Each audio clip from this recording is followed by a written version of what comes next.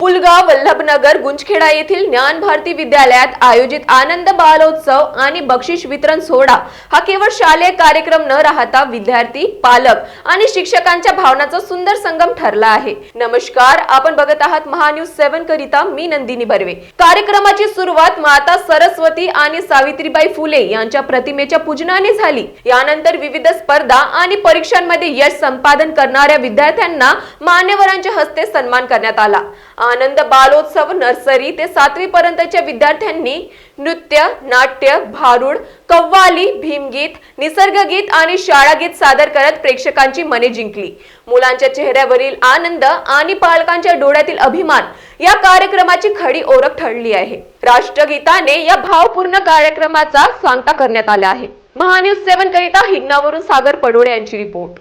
This video is sponsored by Shivam Jewelers.